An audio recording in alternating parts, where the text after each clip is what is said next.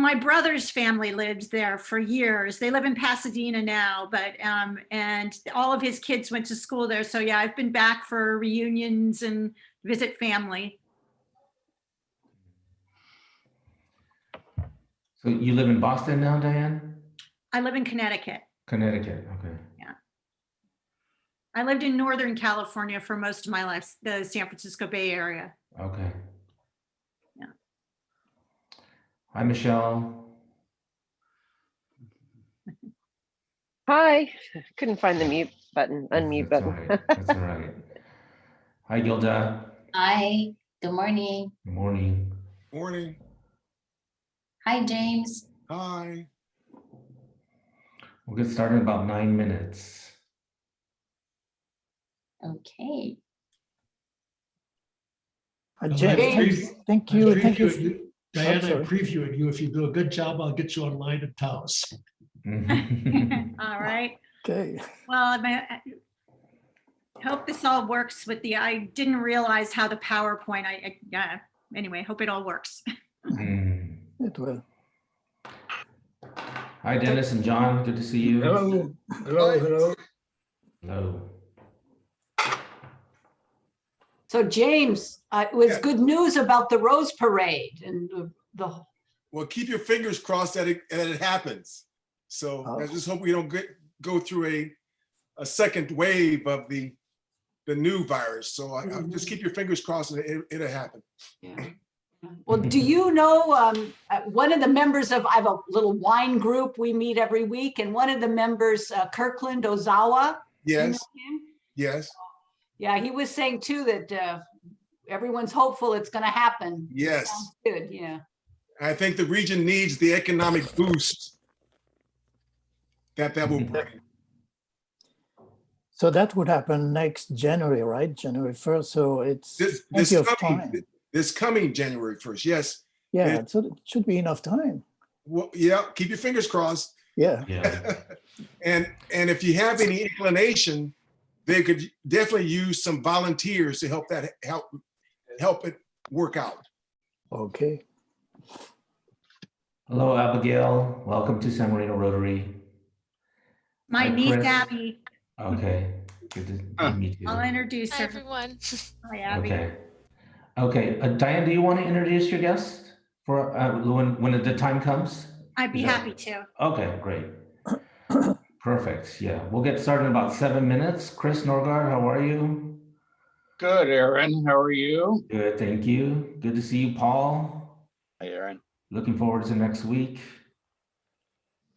Dianne, where do you live? I live in Connecticut. Okay. And I don't have your bio up on the screen in front of me, but have you done work with Woods Hole? Yes, actually, that's what I'm going to talk about today. That's what I thought. I wanted to. Are you familiar with it? I'm a little bit familiar with that because I went to Middlesex School in Concord. Ah. And so. Great. So you're probably familiar with both the climate change work that I do and also the Woods Hole Oceanographic Institution. Yes. Right nearby, yeah. Right. Michael? Hello, Michael? It's Chris Norgard. Is that who you're talking to, James? Yeah, it says Michael here. Yeah, Chris. I know. Hey, Chris, can you hear me? Oh, it does say Michael. Huh. Yeah. That's weird. Okay. Do you miss the snow? Yeah. You do? Well, I've got it here. I've got it here. Yes, I got stood on Dianne, there's no global warming here today and yesterday.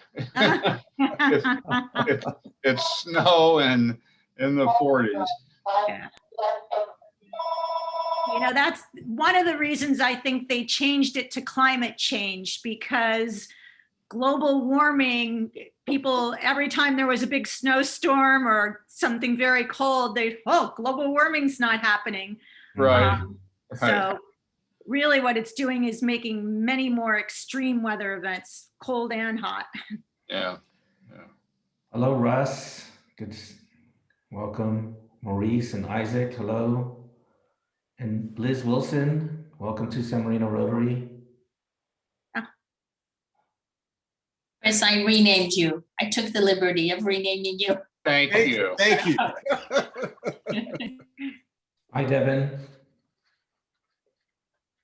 It's some everyone. crossover. This is a new computer system. I'm in the office and I've only done one Zoom call on this so far. I Hi, have, Jean. I have in the Hi. chat, if you haven't seen it yet, I have the sign in. If you can, open it up. It's in the chat. Hopefully you've all seen it. I can repost it again. And this Right. is for guests as well as member Rotarians. It works still there, yes. Thank you. I just reposted it again. Hi, Isaac. Hi there. Isaac's started. picture looks like he's real. Isaac, what? His picture looks like it's real, but it's a Oh. picture. Oh, there it is. There he is. Hi, Isaac. I told you, it looks like the real Isaac. Sorry, I'm distracted by the sign in. Oh, okay. No worries. Thank you. It started in about 3 minutes, everyone. I feel like this is liftoff, Aaron. Lift off. There you go. Good, then my first slide will be very appropriate for liftoff. Oh, okay, great. Maurice, looking very sharp today, as always. Well, I knew I was going to see you guys, so I better clean up. Got Thank you, though, Aaron. it. Dennis, are you in San Marino or in Big Bear? You're on mute.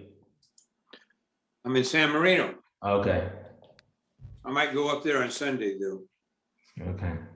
So, Aaron, this tie is from the old Cunningham store that used to be on Fair Oaks from 30 Is that- years ago. Is that in South Pass? Yeah, well, no, it was in Pasadena. There used to be a lot of old kind of men's stores. Like there was Bain Williams and Cunningham's and the Andover shop, and they're all kind of gone now, but I still have the ties from those. Oh, wow. Well, they're classics, so that's Yeah. great. Yeah, Maurice, do they still fit? they do. Maurice, you didn't mean for old men, you meant old stores. I hope that's what. Yes, old stores. Yes, yes. And the crossing guard today at Virginia Road, I actually realized that same crossing guard was there when my daughter, who's out of college, was in kindergarten. Whoa. She's been there that long. Her name's Margot. Wow. Oh, So I'm it's only kind of familiar with those new men's shops like Bill Wynn and Gary Lund. yeah, those are the more cutting edge. Right.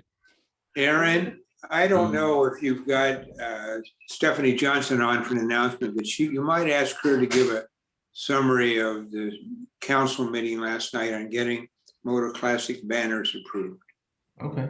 Stephanie, do you want to do that today? Sure, Okay, that's I'll fine. call on you a little later today. Okay. Hi, Lois. Good to see you. Lois Derry.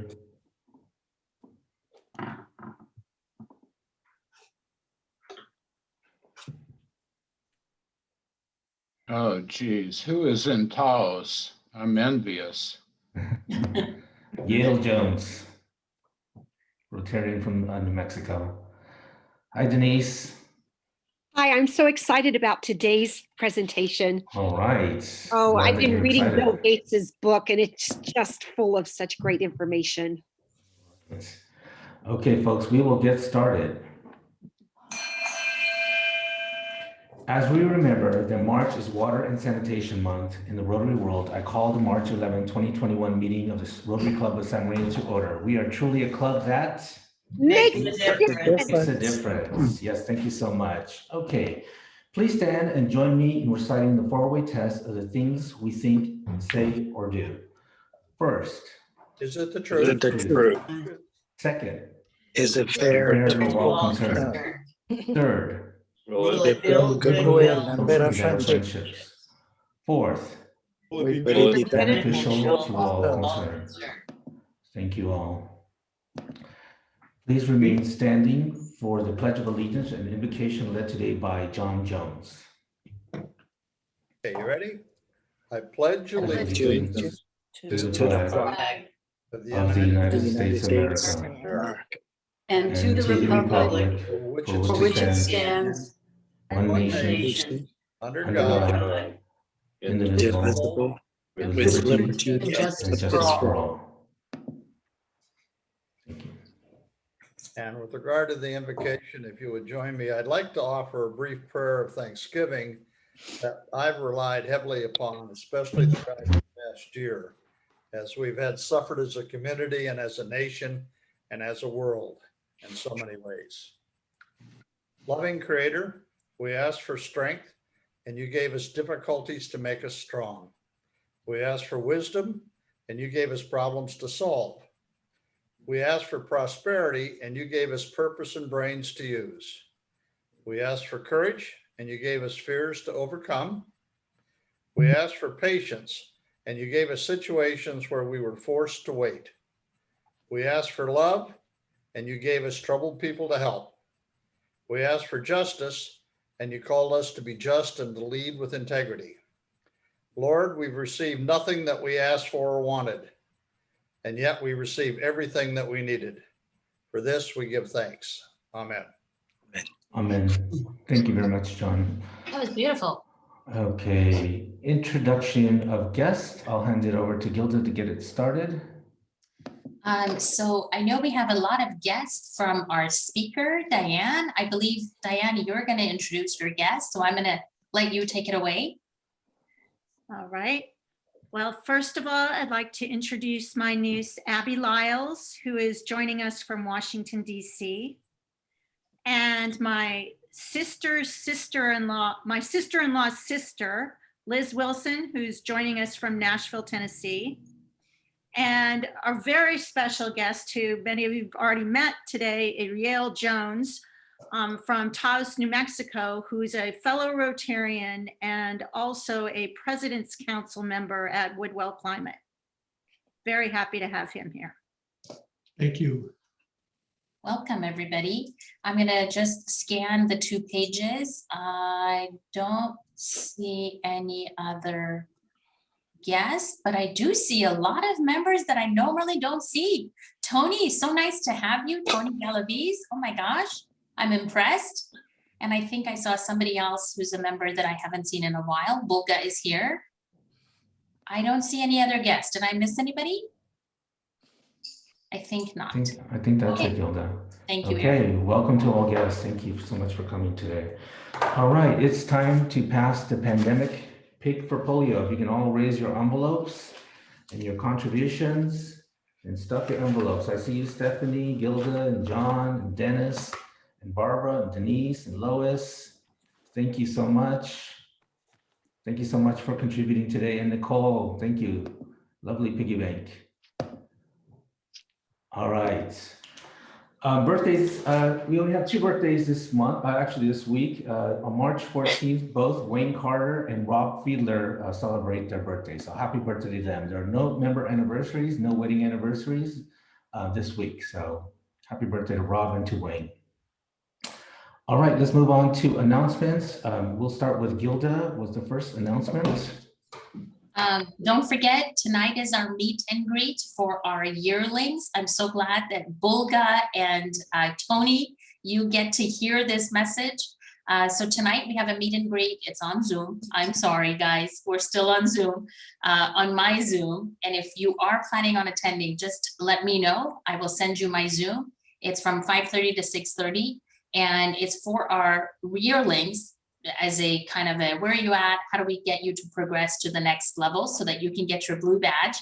But also it's for our member Rotarians to really be there and help the new yearlings get better acquainted with our club. So please join us. If you are planning on coming, email me. I'll put my email in the chat, and that way we can expect you. Thank you. Thank you, Gilda. Okay, John Jones has a couple of announcements. Yes, with regard to the pandemic, well, a couple of things, 3 things, but one thing. A number of you should have received pins and or certificates in the mail for your Paul Harris Fellowship levels. Normally, as you know, we have a Pin Fest every year or twice a year where we hand these out. They're for recognition to contributions to the Rotary Foundation. This year we didn't have a get together, and as a result, then we mailed, I think it was 21 pins and certificates. So if you think you should have gotten one and you got one, great. If you think you should have gotten one and you didn't get it, well, not great, and let me know and I'll chase it down. And if you got one, I think as Mary came back and didn't know why you got one, well, I can explain that later too. So all of the above. The second announcement, Aaron, are you going to put up the letter, if you would? Yes. We, Ginny, you know, who was our guru of Rotary readers, is doing a heck of a job. And as a result, one of the organizations that we gave books to this year, and they're giving out about $6,000 worth of books. And I think there were 6 schools. Brian was very involved in that. There were 6 schools, I think, that received these. And so what they do is they they're selected by the Rotary members, they're vetted. They then get a list of books that they can order for their libraries, for their children. And then those are ordered from a publisher, and then we distribute those to the schools. So one of the organizations this year was Family Forward Learning Center. And this is a letter that Ginny received. Let me just briefly read it to you. On behalf of the Board of Directors and children and families at Family Forward Learning Center, thank you very much for the contribution of $1,000 worth of books through your Rotary Readers program. Through your generous donation, we were able to get the books for our Reading Buddies program, in which people come in and read to the kids, graduation backpacks, a book to include in each child's distance learning kits, and books for our classrooms. For 60 years, Families Forward Learning Center has provided social services and education programs to our community's most isolated families by reaching each parent, both parents and child, and educating them together. Our 2-generation learning program provides critical early child development. The kids are basically from 1 to 5 in age, adult education, and parenting support to 116 children and their parents each day. We continue to focus on strengthening the intergenerational impact of our programs, expanding mental health services and case management for enrolled families, and creating more opportunities for fathers, alumni families, and families on our waiting list to access service and support. We're grateful, very grateful for your support of your young children and their families. Together, we can create a world in which families work together to improve their education, the quality of their lives, and the community. Signed by Elva Sandoval, the Executive Director of Family Forward Learning Center. Very appreciative, very good program. Thank you, John Jones, and thank you to Ginny and to Brian Hawthorne for working that committee. All right, speaking of Brian, Brian has an announcement on the 4-way test. You're on mute, Brian. Yeah. First off, in relation to the Rotary Readers, I can report that yesterday morning I delivered a shipment of books to a 28th Street Elementary downtown. So that's another school that's gotten it, and they were very appreciative when I was there. As for today's announcement, it relates to the 4-way test speech contest. As you know, we had a competition in our local club about a month or so ago, and we selected a winner. The winner was unable to compete at the second round, so our second place person in the competition, Miss Retta, participated and she won the next round of the competition, and she will be moving on to the regional competition. And she will represent San Marino Rotary Club at the California West Region contest. That is scheduled on April 28th, 2021 at noon via Zoom.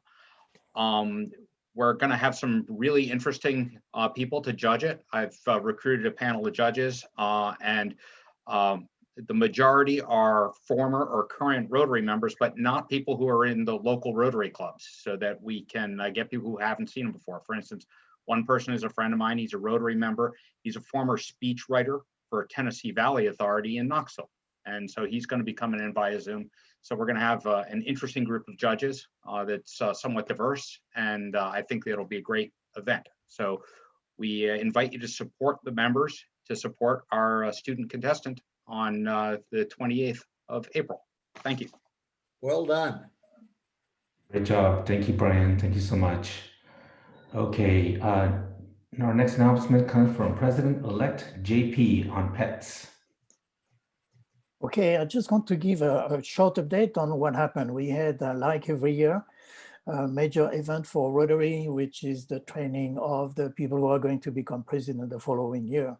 So I just want to share, if I can, share a little bit to show you, give you a feeling of what we were doing. Let me see.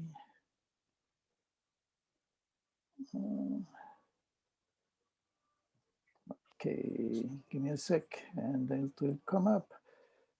Okay, can you all see this? Yes. Okay, that's where we met. The meeting was obviously all online, all on Zoom, but they had recreated the Marriott Hotel near LAX, where the meeting should have taken place if it was not a COVID year.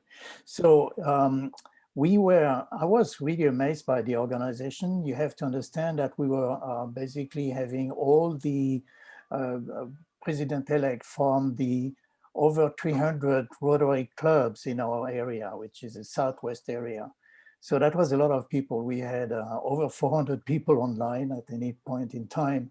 And they had organized that in such a way that it was very, very interactive. We had the possibility to access information like training is supposed to do, but also we were very interactive. We had the breakout rooms of not more than 25 members where we could talk to each other and exchange tips and recommendation and questions. So that was a very successful meeting.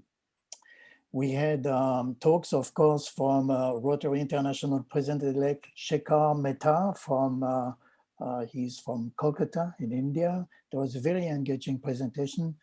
And so was a presentation from Betty Barry, our district governor-elect.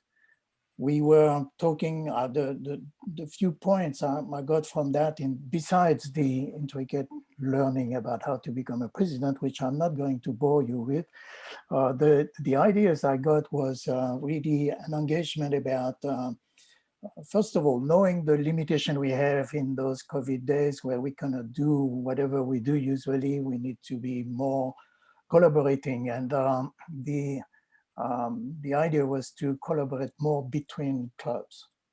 The idea also was to engage our members with projects which can be as much as possible outdoor service projects like we did in our club for the assembling the bikes for the little kids.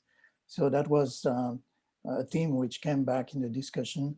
The other theme was having fun events organized online, and clubs like the Las Vegas Club, for instance, is very successful organizing those events online with actors and celebrities from Las Vegas, like magician Matt Franco and stand-up comedian. So they have been very successful in doing this, and they will continue. Other ideas was really the big discussion about whether we are going to be able in the coming month to be online or face-to-face or both. And there were a variety of opinions about that. Some members were saying they were worried about meeting face-to-face and they were not ready to have events face-to-face. So that's one end of the spectrum. The other end were clubs like, again, Las Vegas, where they were telling us they are already meeting face-to-face. And the way they do that, they have legal waiver of responsibilities, which they have the members sign off, and then they can organize events at outdoor restaurants, for instance. So there are, different opinions about that. I think the good news is that as we continue vaccination, we are going to have more and more people vaccinated, and they will be able maybe to participate to activities face to face. So we'll have to talk about that in the coming month and decide how we can go ahead with this. So that's what I wanted to share. And if you have any questions, let me know. Thank you, JP. Do we have any questions for JP? I can't see the group, but. Just one from Denise. Okay. JP, did you get to hear the interactor? Her name is Walker Shadow from the Oregon Club. She's doing a literacy program, and we're trying to get that implemented here into San Marino schools. No, I don't remember that. All right. I'll be sharing more information with you about that, because we're working with the high school and the elementary principals to do free tutoring to give our students an opportunity to earn their volunteer hours for high school. Oh, okay. Okay, great. Yeah, I'll show you Thank you, more Denise. later. Yes. Thank you, Denise. Any other questions for JP? All right. Thank you so much for sharing, JP. I'm glad you had a good time. All right. Stephanie Johnson. Well, good afternoon, everyone. We have good news from the city of San Marino. Yesterday, Dennis, did you Zoom in to the meeting? Where's Dennis? He disappeared. He's on mute. No, I didn't, but I had a long conversation with Aaron Weiss this morning about it. Okay, well, good. Well, Aaron Weiss and I attended in person even the San Marino City Council meeting yesterday evening because on their agenda was an item to approve the installation of San Marino Motor Classic banners on the city streets. And the city council did approve these banners that are going to be installed basically after the 4th of July up through the event on August 23rd. And so we're very happy about this. We are the first organization other than the San Marino School Foundation to be allowed to fly banners. And I think the feeling from the council was that the San Marino Motor Classic, and because of Rotary and all of the hard work and contributions made by Rotary to the city and the city schools, convinced them that it was worthwhile to have a partnership with the Motor Classic and do the banners. So we're looking forward to this event in August, and we're hoping and wanting to make it really a community event for San Marino. And I know that Aaron is anxious to have as many Rotarians as possible to help with ticket sales and of course help on the day of the event but we'll be talking about those details probably in May. Okay. All right, Stephanie, thank you so much for that update. One final announcement. After donating $1,000 this year to the Rotary Foundation, our member Chuck Miller is now considered a major donor. His total giving is now more than $10,000. So let's acknowledge his achievement. We had 3 major donors last year, and thus far Chuck is the only one for this year. So congratulations to Chuck. He's not on right now, but I think I'll see him a little later and I'll make sure that we recognize him. So thank you, John, for that. All right. Our program for next week is the Dan Stover Music Contest. A big, humongous thank you to Paul Broussard and the Programs Committee for putting that together for us. I think we're expecting 8 performances. So please be here for that, for sure. I will now hand it over to Bill Payne to introduce our guest speaker.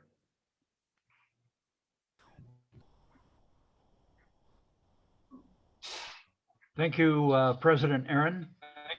Scientists at the Woodwell Climate Research Center have been working tirelessly to help the world understand and implement solutions to climate change. Many agree that climate change is one of the most important, urgent challenges of our lives. It threatens the existence of humans, animals, and plants on land and in the sea.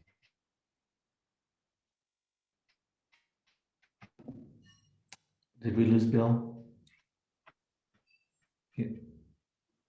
Anyone? Did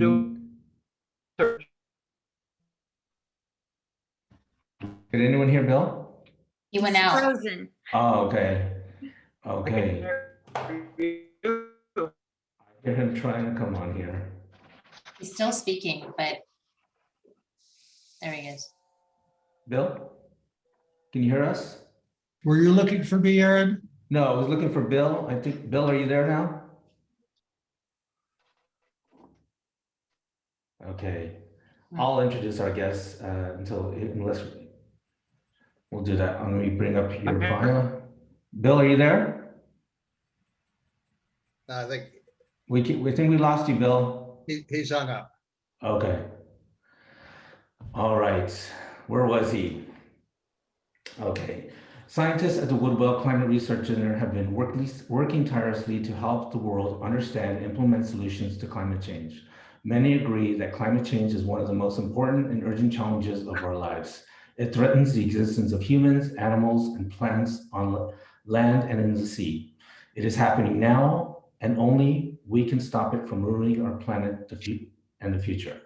Our speaker joined the board at Woodwell Climate because she was so impressed with the difference being made by this small group of world-class scientists. In addition to doing cutting-edge research on natural disasters, forests, soil, salt, marshes, melting ice, and permafrost, changing wind patterns, etc., domestically, Woodwell scientists do much of their work in remote regions like the Arctic and the Amazon. These remote regions where climate change and its effects are happening most rapidly provide important learning lessons for the rest of the planet. One thing that distinguishes Woodwell is how effectively they implement their scientific findings for impact. They provide advanced tracking, mapping to measure carbon and the success of solutions. Their risk analysis provides critical insights for individuals, businesses, and governments. They prescribe super effective and all natural solutions to reduce and reverse climate change. Woodwell Climate Change has been extremely influential in affecting policy at all levels of government, domestically and internationally. Their newsletter below includes specific examples of their impact. Woodwell is a nonprofit. Our speaker holds degrees from UC Berkeley, a BA in economics, Australia University of Adelaide, a master's in planning, and Columbia Business School, an MBA in marketing and finance. Our speaker is a former ambassadorial scholar to the University of Adelaide in Adelaide, Australia in 1983 and 84. Our club's second international scholar. I hope I did okay, Bill. I see that you joined us. So now we'd like to introduce our guest speaker, Dianne Falconer. Thank you very much, Aaron. And thank you very much, Bill. I'm sorry that you froze there for a minute, but Bill, I wanted to thank you not only for the introduction, but also for being my connection with San Marino Rotary. I'm really honored to be speaking for my hometown club, and I'm particularly happy to see some familiar faces. I introduced two of my guests and meanwhile saw a third guest pop on. So I just briefly want to introduce my brother, Matt Harwich, and I think maybe his wife, Fiona, and dog Pippa are also joining us from their sailboat outside of Mexico in the water there. So I'm going to go ahead and try to share my screen here. I have not used this before, but we did have a little practice. So are you able to see my screen? And yes, is it partly obliterated though by the pictures of people? Yeah, if everyone can change their they click on the little show small active speaker video, and they'll just that way they see your little screen and not to everyone else. So should I change it, you said, or did they change it? Each individual can change it. You're okay. You're good. Yeah, okay, terrific. All right. I'd like to start my talk today by talking about what I and many people in the world view as the most important photograph that's ever been taken. So you may recognize this photograph. It's called Earthrise, and it was taken in 1968 by the Apollo 8 astronauts. It was the first time that humans ever had a view of our entire planet from afar. And it raised a whole new level of consciousness. It was the first time that we really understood that we are all one tiny living biosphere that is floating in an infinite space. It changed our global perspective, and in a very similar way, my Rotary experience in Australia gave me a much more global perspective. So what I wanted to do today was to start by talking about my Rotary experience, but spend most of the time talking about climate change. While I was a student at San Marino High School, Rotary coordinated with Barbara Bice at the high school, and I participated in Operation Shadow, where you were able to shadow someone at work. I shadowed the husband-wife law team, Kurlander and Hicks, which they were located on Huntington Drive, and that resulted in my first paid job. Then as a student at UC Berkeley, I applied for the Rotary International and Ambassador of Goodwill program through San Marino Rotary. And I was thrilled to be awarded a full fellowship to study at the University of Adelaide in South Australia, where I did graduate work in planning. And I'll be forever grateful to the San Marino Rotary Club for this amazing opportunity. Bill reminded me that Owen Day was your president at the time, and I just wanted to mention my liaison was John Clay for many years. Some of you may know him. So I quickly want to tell you how your Rotary Club not only changed my life, but changed the life of many of my family members as well. While I was a student at the University of Adelaide, my brother, Matt Harwich, joining from a sailboat, and one of his friends came to visit me, and they met twin sisters from Sydney, Fiona and Lizzie. And a few years later, Matt and Fiona got married, and my whole family went to Australia for the wedding, and some of Matt's friends as well, to meet Fiona's family and attend the wedding. Matt and Fiona had 3 children, Arthur, Amelia, and Ben, who all went to San Marino High School and all have dual citizenship with the United States and Australia. And Fiona's sister, Lizzie, and her family also ended up relocating to the United States. And she, her husband, Chris, and 5 boys also recently received their American citizenship. And the reason I wanted to share all that with you is we all have the San Marino Rotary Club to thank. So back to Australia. This is a picture of me with my Rotary sponsor, Lloyd Chambers, and his family. They completely treated me like part of their family. And this is them attending my graduation from the University of Adelaide. It was a real treat when years later, Lloyd and his wife Midge came to visit my husband Scott and myself and our 2 boys, Alex and Cole, in California. As I mentioned, Rotary not only gave me a real global perspective, but a much greater appreciation for nature.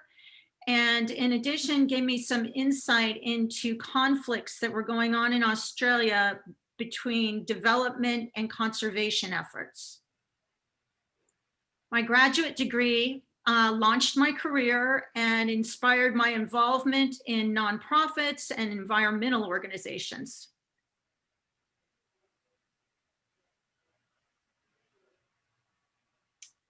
In 2017, I was invited to attend an event hosted by climate change scientists in New York City. And I was really intrigued because I'd been reading a lot about climate change. I'd seen Al Gore's film, and I thought, you know, if the catastrophic implications that the scientists were telling us that climate change might lead to are true, why weren't we all paying more attention? So introduction was done by the president of Woodwell, Phil Duffy. He told us how they were a small group, about 75 world-class scientists, and they had a real focus on nature and climate change. They were somewhat unique because it's a completely independent group, not beholden to any university or private enterprise, a nonprofit that could set its own agenda and address the most critical issues at hand, and then make all of their science free to the public. Phil introduced the first speaker, Dr. John Holdren, who was a former president of the Climate Center, but had also just served 2 terms as the nation's top science and technology advisor to President Obama. The next speaker was Dr. Max Holmes, who's a senior scientist for Woodwell. And he was talking about his work in the Arctic, where they collect water samples from the Arctic rivers. And scientists compare their understanding of the health of surrounding areas by doing the chemistry of the water samples is very similar to a medical doctor doing blood work on a human in order to understand humans' health.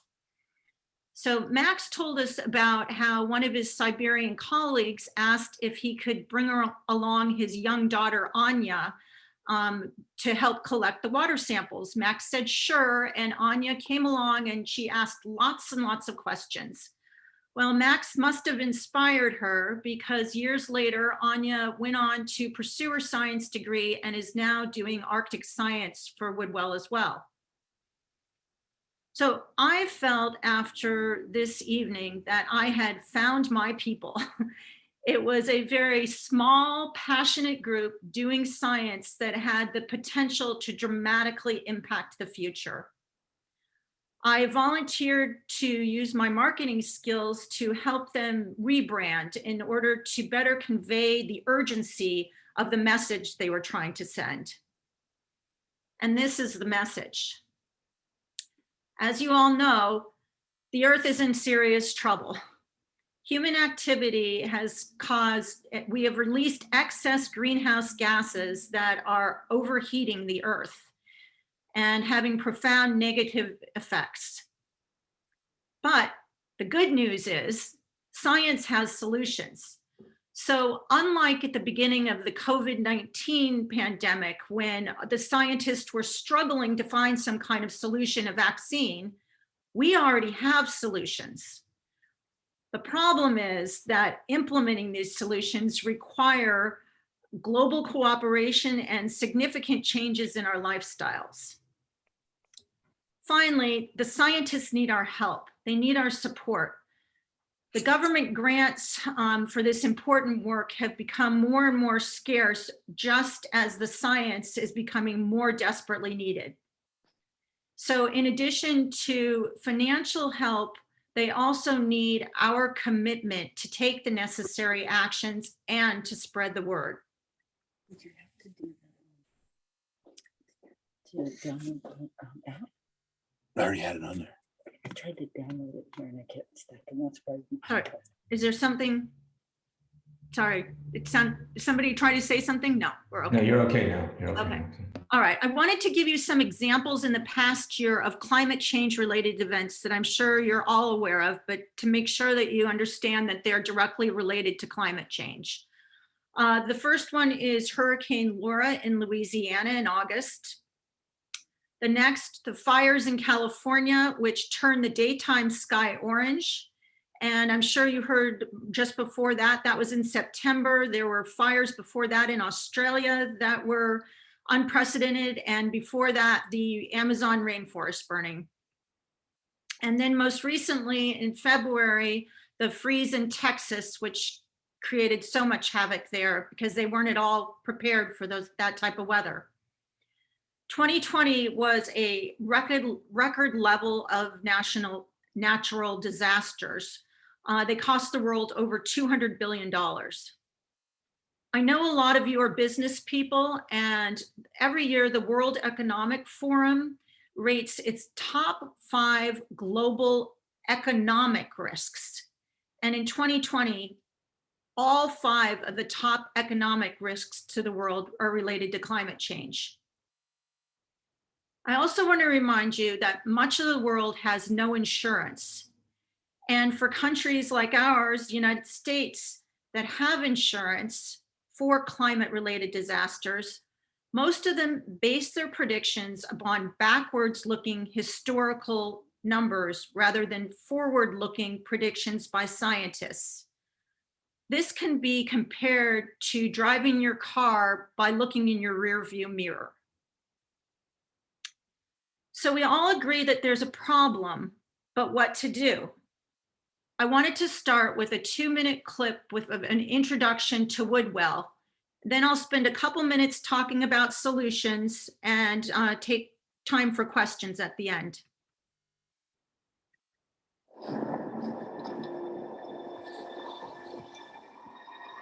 Our world is facing unprecedented challenges as we confront a rapidly warming climate.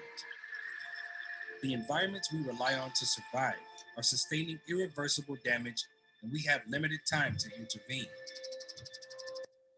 Science gives us a roadmap for action. Woodwell Climate Research Center is a global leader in understanding the problem and advancing scalable solutions to address the climate crisis.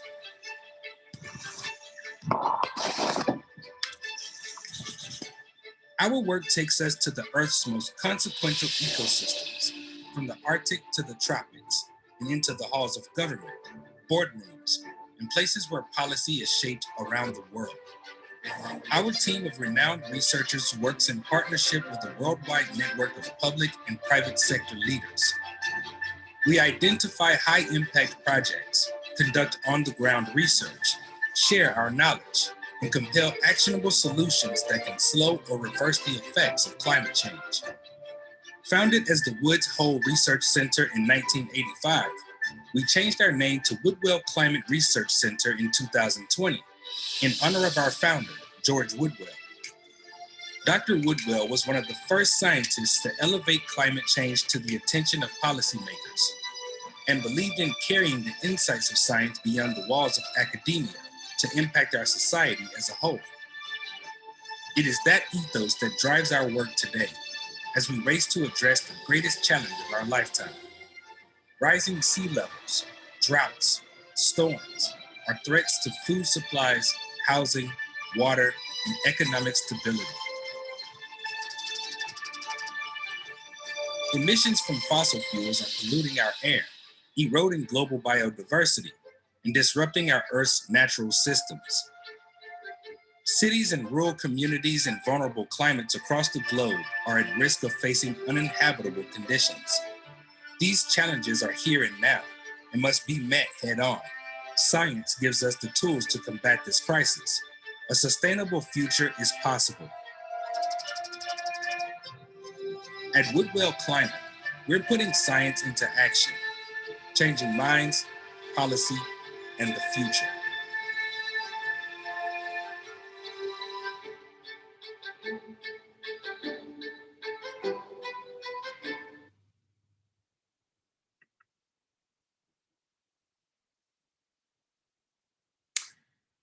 Woodwell scientists' fieldwork spans the globe, but we have a focus on the Arctics and the tropics because not only is climate change happening there far faster than in the rest of the world, 2 to 3 times faster, but although those regions feel very remote, they actually are affecting the climate on the rest of the planet very dramatically. This first picture is of a Woodwell scientist who is standing in front of permafrost that had been frozen for thousands of years, but is now thawed. They had record heat in the Arctic this year, up to 100 degrees. And The problem is when frozen permafrost thaws, it releases more greenhouse gases than you can imagine. It starts a chain reaction in nature. So in addition to us emitting all sorts of carbon and greenhouse gases, we are releasing nature to emit further gases on top of it. And this is a picture of when the permafrost is thawing, what happens is methane builds up under the soil and causes huge explosions. This is a crater in Alaska that has exploded and released methane gas, which is an even way more powerful greenhouse gas than carbon into the atmosphere.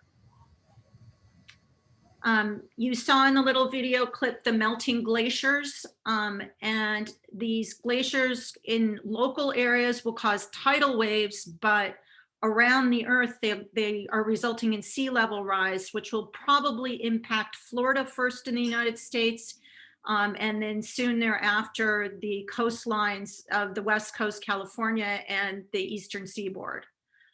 In addition, as the white snow and ice, both in the water and on the land, melt, it's a problem if they don't refreeze, because normally when they refreeze, they reflect the sunlight back to Earth because they're white. But if they don't refreeze, the dark ground is going to absorb even more heat. So the point is, we're setting off a chain reaction of events in nature that are just going to exacerbate the carbon release if we don't put a stop to them now. The Prime Minister of Iceland told me that she stands outside and can hear glaciers in Iceland melting from beneath. They emit a very low moaning sound, and that she really feels in many ways that it's the earth crying out to her that it needs help. That's what it sounds like. So the mantra here is we need to refreeze the Arctic. Well, on from the Arctic to the tropics. While we need to refreeze the Arctic in order to prevent greenhouse gases from being released, the tropics actually can help us remove carbon from the atmosphere. One of the most powerful carbon removing tools that we have are trees. The Amazon rainforest, you may have heard called the lungs of the earth. So the rainforest sequesters the carbon and absorbs the carbon, and it emits oxygen, the oxygen that we all need to breathe. And it does it better than anything they've been able to come up with. Soil properly managed also helps sequester carbon. So we also know that in addition to helping us with climate change carbon problems, that the Amazon is the greatest repository of biodiversity and one of the largest sources of water on Earth. Sadly, about 17% of the Amazon rainforest has been deforested, and under the current President Bolsonaro, that is continuing at an alarming rate.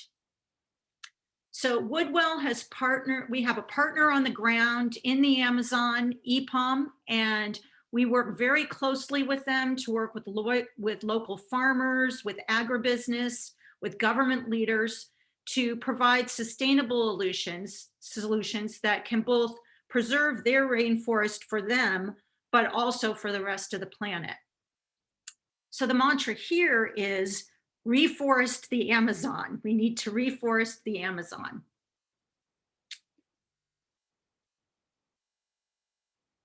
In 2019, I joined an expedition of scientists from Woodwell and from the Woods Hole Oceanographic Institution on the Amazon and Rio Negro rivers. And we arrived just as the Amazon fires were still burning. I learned firsthand how the deforestation threatens to change the Amazon from a net carbon sink to a net carbon source. Here's a picture of Anya, who I showed you earlier, from the Arctic, sampling water in the Amazon. And this is a picture of myself in the green, and in the middle is Dr. Jen Francis, one of the top atmospheric scientists who educated me about the polar vortex and how rapid warming of the Arctic is likely linked to a dramatic shift in weather patterns around the world. Jen has sailed around the world. She's very intimate with wind and is currently doing her research from her sailboat in the Virgin Islands. And hopefully she and my brother Matt will cross paths someday. So I made many friends in the Amazon.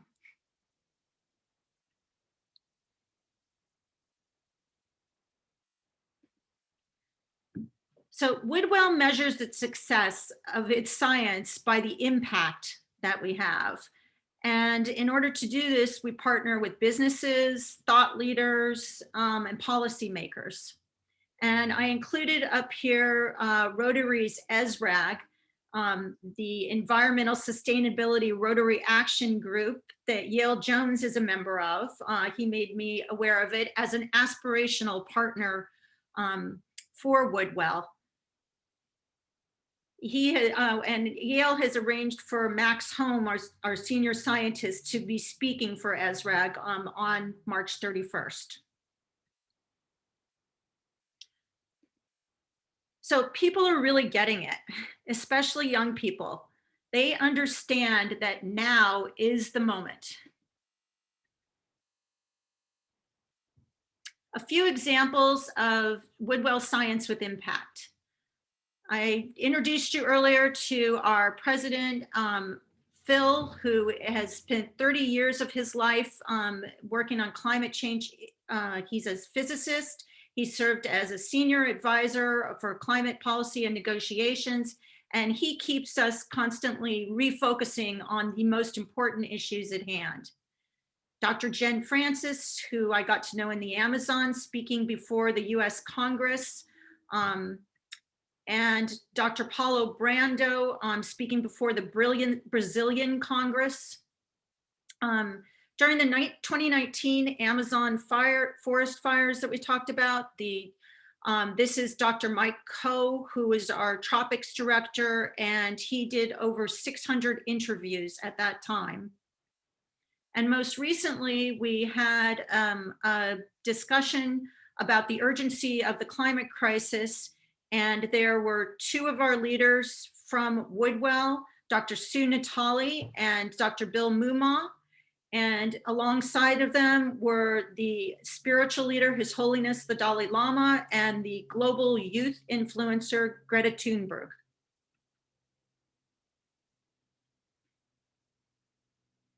Woodwell invests in the scientists of tomorrow.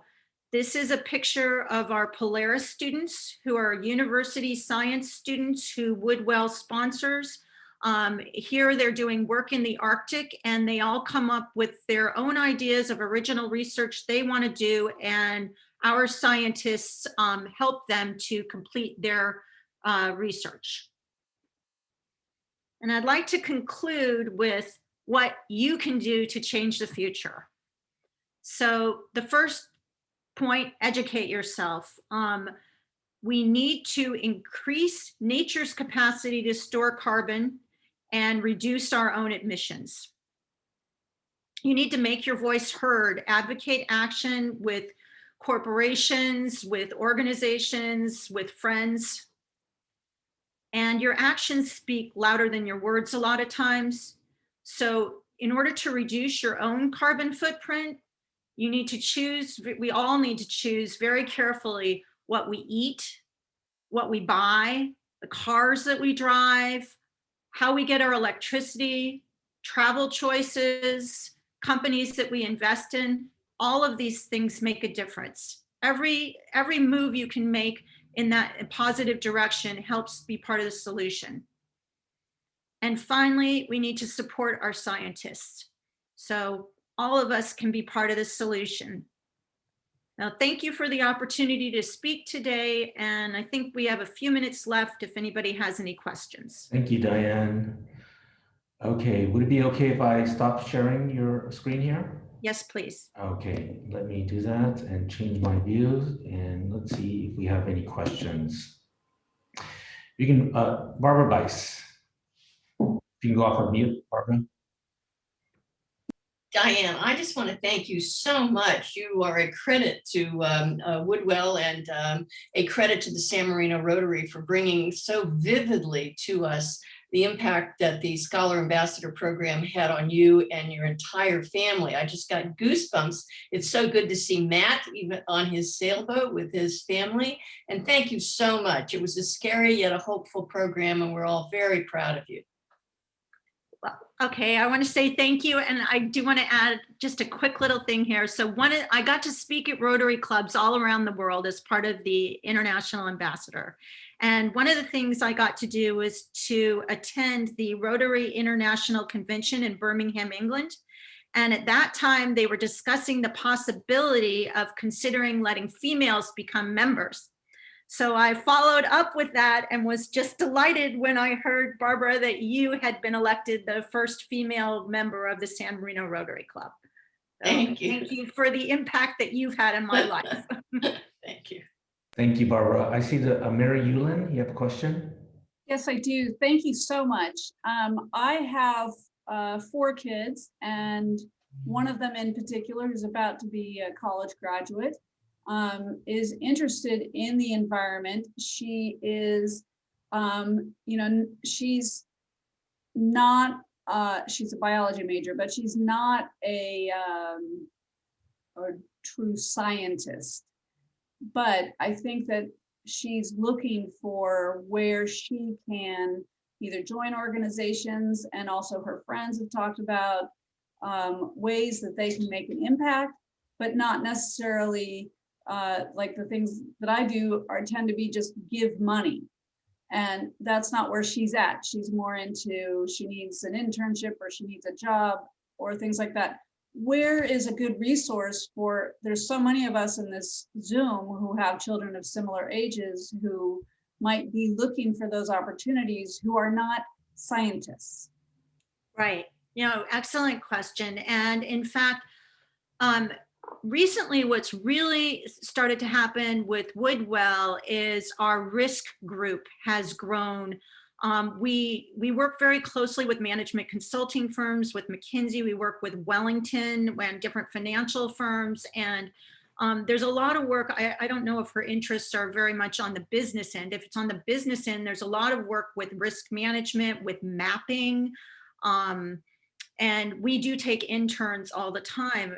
Lately, a lot of the staff that we've hired are young people that are really adept with social media, that understand that, the big influencers out there on the internet are a key for us getting the message out there. So they bring their social media skills to us. I mean, there's just so many different avenues. And I think, definitely for people, I'm not a scientist, and I am finding myself with so many opportunities and things to do, both with Woodwell, but there's a lot of other organizations too that are doing great conservation work. So, I mean, I would be more than happy later to, talk with you offline and give you some ideas of places that she might be able to look, but good for her. Because this is like the issue of the moment. It definitely is. Thank you, Mary. Thank Chris you. Norgard. I'm going to share my email in the chat, and Diane, if you can pick it up, and then I'll let you reach out to me. Terrific. Thank you so much. Thank you. Chris, if you can go off mute. Great. Yes, Matt and Fiona, fantastic to be connected with you again in this way. And you can sail, but you can't hide. So get back here soon. Diane, could you talk a little bit about what has been happening in Indonesia? With respect, do you know? I'm not very, honestly, I'm not really familiar. I'm more familiar in Indonesia. I know that it's one of the conservation groups that I work with that work with some of the animals there, but from climate perspective, I am not that familiar with what's going on. I'm sure that they have a lot of the similar issues to the work that I've seen in the Amazon. Yes, exactly. I think so. Yeah. It really fires and development, deforestation. And that's a huge place, you know, the land acreage, land size of Indonesia, all of it taken together is huge. So. Well, in a more general way, what I've learned, and maybe some of you already know this, but I didn't understand, like when you take out a certain section of rainforest, that not only are you affecting that section that's removed, but all the adjacent area is affected as well, because a lot of the rain from a rainforest actually transpires, comes up through the trees in transpiration. So you are removing the rain from a lot of the adjacent area, which is drying up the forest in the adjacent area, so that if a fire gets started, even though there's no kindle right there, all the surrounding area has basically become kindle. As well as you are depleting the soils there, they are releasing carbon, and they're not going to be fertile not too far in the future. So a lot of the ways that in Indonesia and the tropics all over the world, particularly for poor communities, what has been easy for them in order to farm is they do something called slash and burn, which is basically cut down all the trees, and then in order to get rid of them, they don't want to have the expense of bringing in tractors and things to remove them, so they just set the whole thing on fire. And that's always worked pretty effectively because they can stop the fire at a certain border. But now what's happening is all the areas around it are so dry, they start these little fires to clear their area, and then the fire just takes off. So, you know, they're learning right now about new agricultural practices that can not only make their existing soil much more fertile and be able to continue with crops, but can keep them from, you know, having to start fires, which then get out of control and really deforest at a level that they don't even mean to. All right. Thank you, Chris. I have Denise and then James. I'm just, for anyone who's under the age of 100, I recommend that you read this, How to Avoid a Climate Disaster, Bill Gates. Yeah, thank you, Diane, because there's so much great information in here. It's easy to digest, and it will give you brilliant ideas. I know, Diane, you only had moments to talk about that, but there's brilliant ideas in all sectors. Also gives you some hints on where, over the past 20 years, Gates Foundation has been working. They are, of course, great supporters of Rotary International, and well worth it. And as a side note, Woods Hole, I didn't connect it, but that was my first boss. I sequenced ribosomal RNA. He would go down in Alvin. That was that little ship, and he would go down in it, and he would go to the hydrothermal vent caps on the bottom of the ocean, collect samples, bring them back to my lab at Indiana University, and I would hand sequence back in the 80s, back in those archaic times. Wow. Very cool work. That's the Woods Hole Oceanographic Institution. Yes. We work very closely with them. And yeah, I was glad you were excited for the talk today. And also Bill Gates, I think he's emerged as such a leader, you know, with everything that's going on with the pandemic and then with climate change. I mean, his book focuses a lot on, you know, he's hoping to help provide seed cash and inspiration for some of the more technological startups that are trying to figure out ways to sequester carbon from the atmosphere. And that really is a bit distinguished from what we do at Woodwell, because at Woodwell, we really focus more on the natural solutions and are able to quantify how much trees or soil or existing nature that we have really can be used to do the same types of things that they are also trying to get machines and equipment to be able to do. Yeah, great ideas. Just saying, it's the most valuable read for anyone who is interested in climate and climate change. Thank you, Denise. James, if you can unmute yourself, James.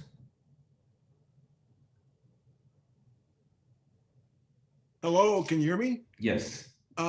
First of all, Diane, thank you very much. A couple of times you mentioned that you are not a scientist, but I must say to you, your presentation is probably one of the best I've heard. And I've heard presentations at Caltech. So thank you very much.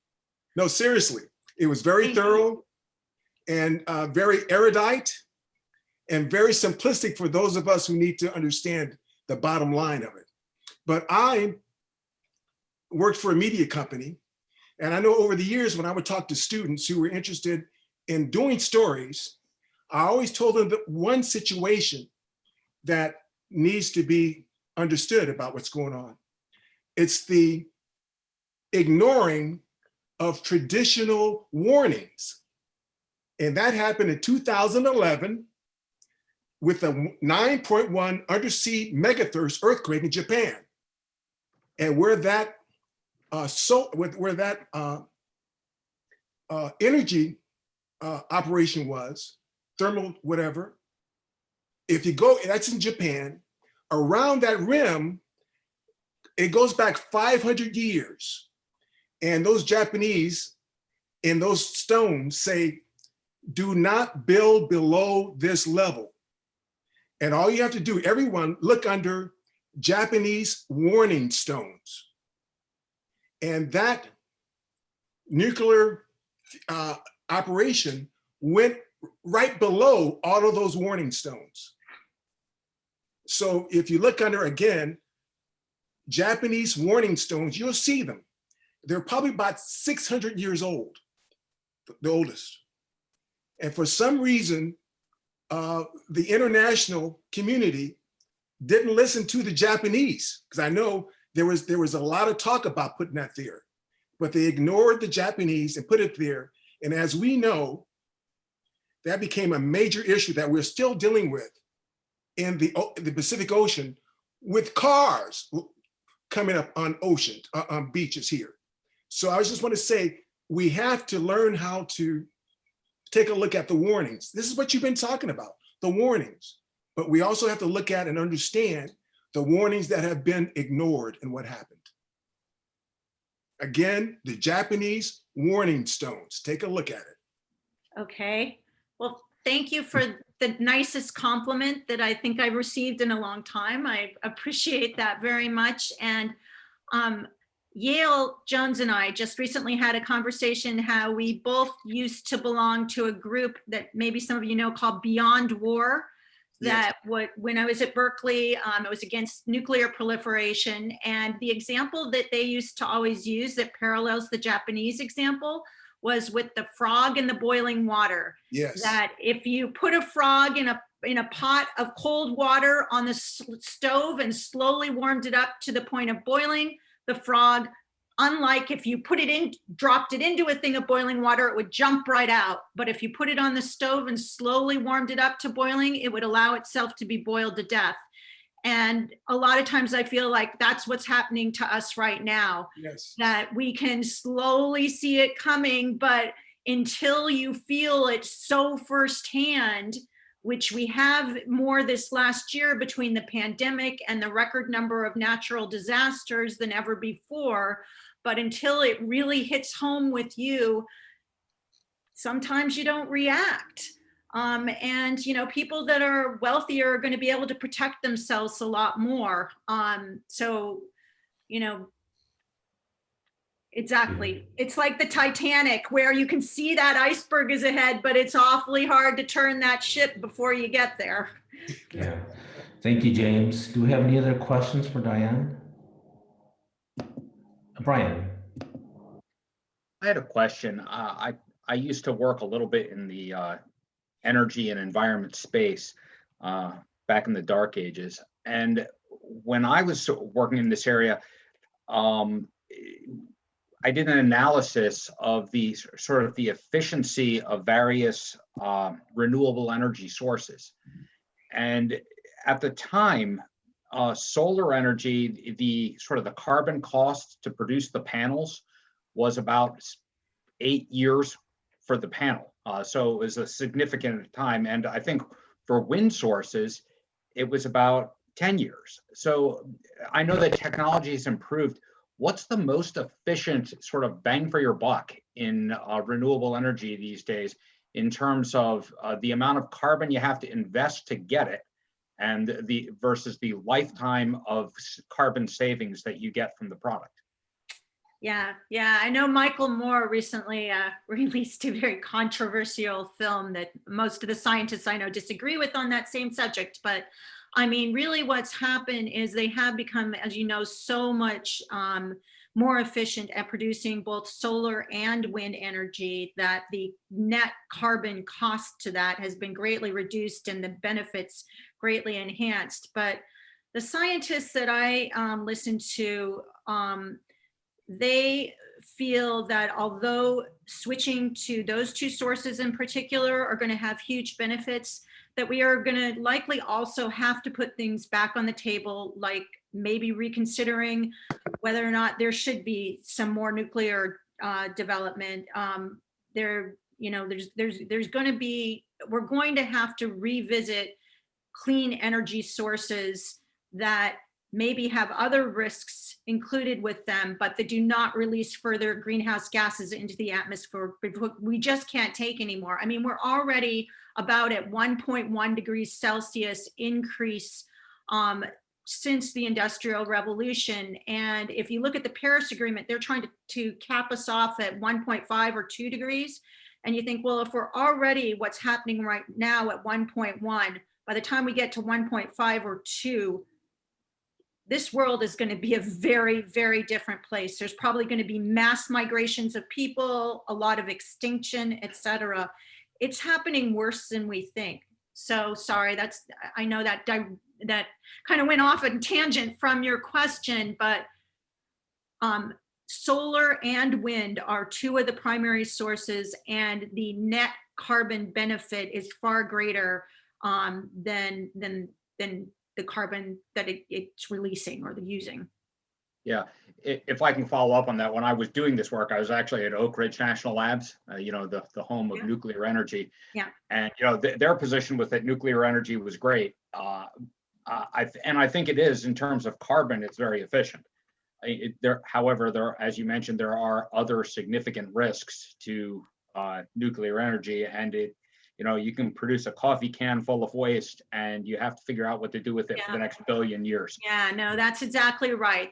But there are new technologies where they think they might be able to have ways to get rid of the waste better, and that those need to continue to be explored. And actually, one of Yale Jones' friends the other day suggested something about taking nuclear weapons and being able to change those to be able to be used for energy, which would actually get, as long as we can get rid of the waste. So there's all sorts of ideas floating out there about alternative sources as well, but wind and solar are two great ones. Thank you, Brian. Okay, we'll take one more question from Maurice. Thank you. Thanks, Diane. And first of all, go Bears. It's great to hear that a very significant person came out of Berkeley for this. So the recent events in Texas, I was wondering what your thoughts were, because there was some laying of blame on the lack of natural resources because of the proliferation of wind and solar, which was not able to be utilized because of the nature of the type of energy sources that they are. So how do you balance out natural resources with the new resources? The other things that came up were, without making it political, but, the coal pipelines and trying to get those workers to switch over to make solar panels. Like, how do you like bring all these disparate groups together to say, hey, we've got this issue looming, and we're arguing over whether to build nuclear plants, solar plants, or we should have natural gas? Thank you. Yeah, that's a really good question. And in fact, I've heard when Woodwell members have spoken on congressional panels, they get asked similar questions. And luckily, I think most of the Congress people are to the point where they all agree that climate change is man-made due to our emissions. It's potentially catastrophic. But then where the disagreement comes is, okay, well, what do we do about it? Now, as far as the Texas situation, my understanding is that although there are some issues, because things like solar and wind, the issue is, well, when the sun is shining or the wind is blowing, that's great, but we don't have batteries right now. We don't have ways to store this in a really efficient, the most efficient way, so that when the grid goes down, that they can always rely upon that. So they blamed a lot of particularly people that were pro-oil, pro-natural gas, but particularly pro-oil or coal. They blamed it on, oh, well, that's because we're overly reliant on these alternative energy sources. And in reality, that was a very small part of the problem. The biggest problem with what happened in Texas is that their grid did not extend beyond the borders of their states. So a lot of other states hook into grids from other states, so that if they had some type of disaster in, say, California, your grid would be hooked in and could get energy from another state that was, that their grid was fine. Texas operates as a bit of an island, is part of the problem. And the bigger problem, and this is with their electricity that was generated by oil and coal sources, not by their alternative sources.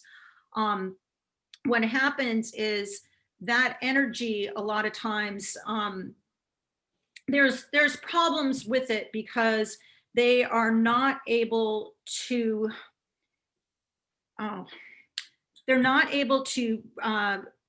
to accommodate any kind of really horrible weather. You're frozen. I'm not frozen, am I?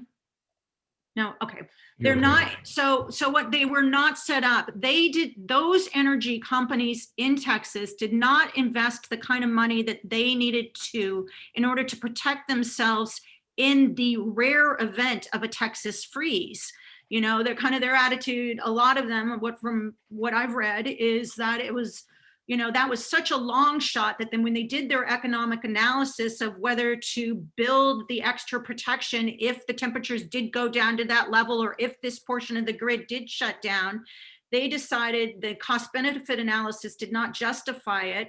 And so they did not do the protections so that when the weather became that extreme, that they would be able to keep operating. That was a financial decision on their part. And because they're private, then there really were no consequences when the grid goes down, other than, they might lose a little bit of money, but they justified that that was okay.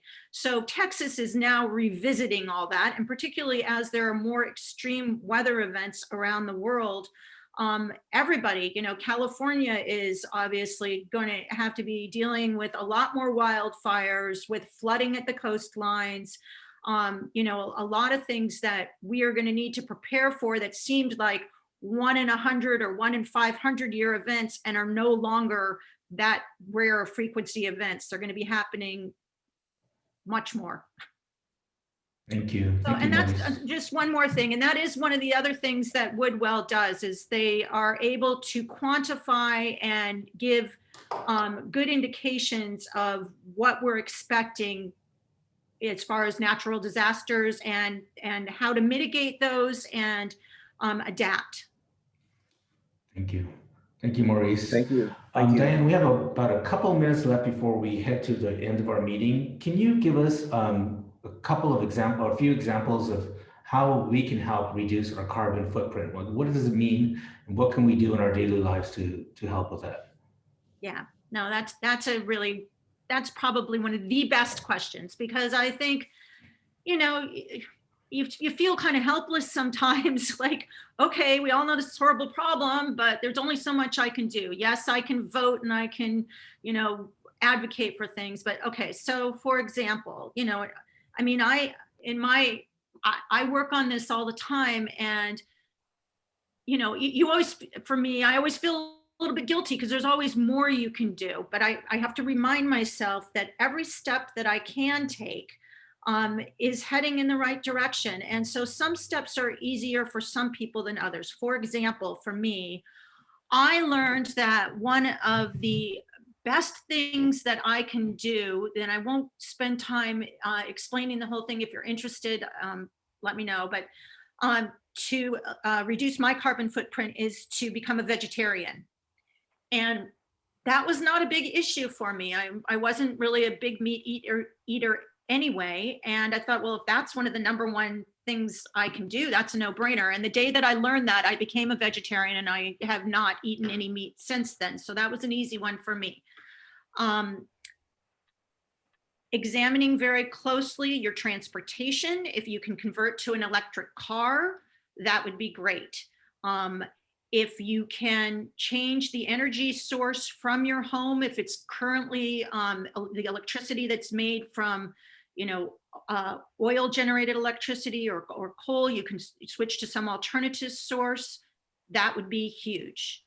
If you can walk instead of drive, if you can ride your bike, if you can eliminate an extra trip. For me, one of the most difficult things, I love to travel. So to cut back very much on, airplanes and the emission that goes with that is very difficult for me. If I want to continue to do that, though, there's all sorts of programs now that are developed that have carbon offsets, where basically you pay an extra amount with whatever it is that you're doing, and they do something that reduces carbon by an equivalent amount, that your money goes toward reducing the carbon emissions that you are creating by an equivalent amount through some type of reduction. Preserving rainforests and really advocating for them is a huge one. I know I must be missing lots of things here. Cement. If you have anything to do with the construction industry, cement, the production of cement, the way that they do it right now is releasing a ton of carbon. And Bill Gates and others have, startups that are focusing on trying to figure out new ways to create cement. Where you invest your money is a huge one. There are certain corporations that have really stepped up. And in fact, we have an offshoot group called Probable Futures that has been meeting with the CEOs of, say, BlackRock and a lot of the different financial organizations, Goldman. And they've come up with not only their environmental funds, where the entire fund is focused on, being carbon neutral but they also, there are certain companies that are, if you just understand a little bit about them, that are, pledging to become, net carbon zero by a certain year. So look at what you buy, look at who you buy it from, because every time you buy something, it makes a big difference. Thank you. I think, those are great examples. Thank you so much, Diane. Thank you for coming today. It was a very educational talk. Please, everyone, round of applause for Diane. Thank you, Bill, for bringing her to us. Diane, we will be donating a book on your behalf to our Crow Public Library. So thank you so much for coming today. Everyone, don't forget our program for next week is the Dance Over Music Contest. Rotarians and guests, thank you so much for joining us for today's meeting. We want to thank Yale Jones for coming, Abigail Lyles, Liz Wilson, Matt and Fiona on your beautiful sailboat. Thank you so much for coming today. The March 11th, 2021 meeting of the Rotary Club of San Marino is adjourned. Thank you all. Aaron, thank you. Thank you, Thank you, everyone. Diane. Thank you. Thank you, Diane. Thank you.